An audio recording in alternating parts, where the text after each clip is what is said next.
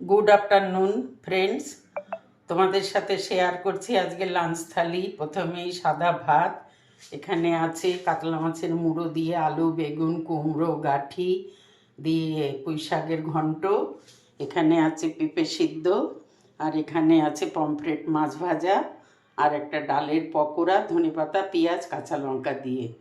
এই হলো আজকে আমার লাঞ্চ থালি, তোমাদের সাথে শেয়ার করলাম। গুড আফটারনুন ফ্রেন্ডস, তোমাদের সাথে শেয়ার করছি আজকে লাঞ্চ থালি। প্রথমেই সাদা ভাত, এখানে আছে কাতলা মাছের মুড়ো দিয়ে আলু বেগুন কুমড়ো গাঠি দিয়ে পুঁই শাকের ঘন্ট, এখানে আছে পেঁপে সিদ্ধ, আর এখানে আছে পমফ্রেট মাছ ভাজা, আর একটা ডালের পকোড়া ধনেপাতা পেঁয়াজ কাঁচা লঙ্কা দিয়ে। এই হলো আজকে আমার লাঞ্চ থালি, তোমাদের সাথে শেয়ার করলাম।